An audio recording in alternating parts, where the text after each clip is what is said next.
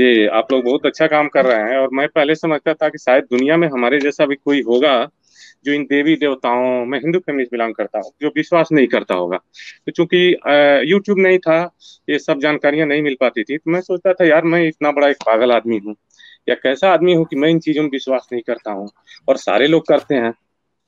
लेकिन बाद में जब आप लोगों को ये देखा, ये स्ट्रीम, तो बहुत कुछ सीखने को मिला। बहुत अच्छी बात है। लेकिन मैं सऊदी अरब में रहता हूँ, हर कोई मुझे मुस्लिम बनाने की कोशिश करता है।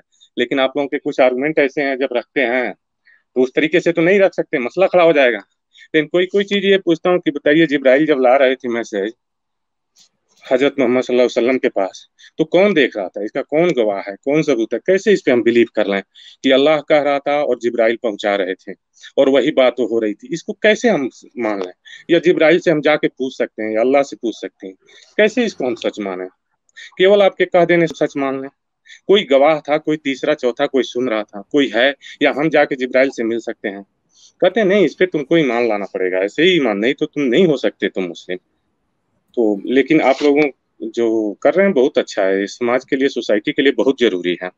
और जहां तक बच्चे की पीटने की आप बात किए हैं, तो मैं अपने गांव की एक बात बता रहा हूँ। एक 12-13 साल का लड़का एक साइकिल चोरी कर लिया था और पूरे गांव वाले मिल करके वो पकड़ लिया गया, उल्टा उसको खंभे में बांध के पीट रहे थे। मैं गया तो देखा, तो कहा यार बड़े बड़े लोग हैं जो करप्शन कर रहे हैं, चोरी कर रहे हैं, बहुत बड़ी गलती कर रहे हैं, तो चूंकि वो बड़े हैं तो हम उनको नहीं मार पाते, लेकिन ये 12-13 साल का बच्चा है तो इसको इतना पीट रहे हैं। मैंने बहुत कुछ कह सुन के पुलिस कह दिया कि पुलिस वाली पकड़ेगी, अगर ये मर गया पूरे गांव के ऊपर एफआईआर होगा, बहुत मैटर होगा, इसको छोड़ दो। बच्चे को तो हमने छुड़ा दिया। बच्चा अपने घर पहुंचा तो उसके घर वालों ने मिल करके पूरे हमारे गांव में हमारे नाम सहित हमारे ऊपर एफआईआर कर दिया, पर्चा कट गया। अब गांव वाले हमारे खिलाफ हो गए कि तुमने उस बच्चे को छुड़ाया, लो तुम्हारा भी नाम उसमें फंस गया।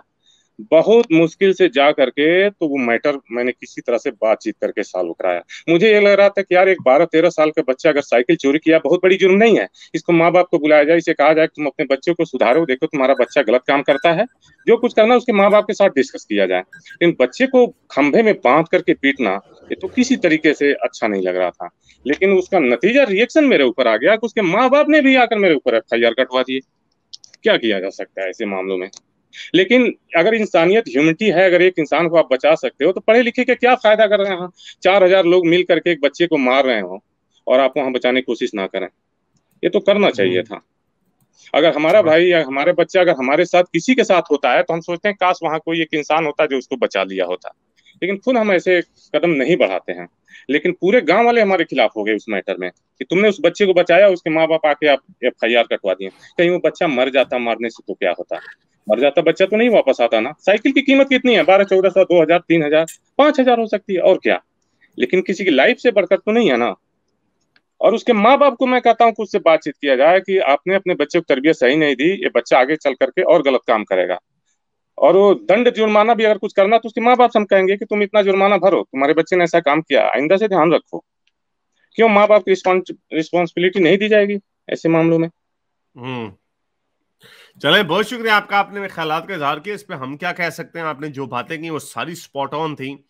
और ये दोनों तरफ के लोगों को समझने की जरूरत है कि जो बातें ये कर रहे हैं, कि ये कितनी जो हरकतें जो कर रहे हैं ये हैं या नहीं। आई मीन ह्यूमन राइट्स को जब बेंचमार्क बनाएंगे, जब इनके लोग ही ह्यूमन राइट्स को दुश्मन समझेंगे। अफसोस की बात यह कि जब आप ह्यूमन राइट्स को दुश्मन समझेंगे तो इसका मतलब आप अपने हकूक को भी दुश्मन समझ रहे हैं। तो anyway, बहुत शुक्रिया आपका आने का। Thank you very much sir. मेरे इस नेक काम को जारी रखने के लिए मुझे पेपैल या पेट्रियन पे जरूर सपोर्ट कीजिए, ताकि मैं अपना पैगाम ज्यादा से ज्यादा लोगों तक पहुंचा सकूं।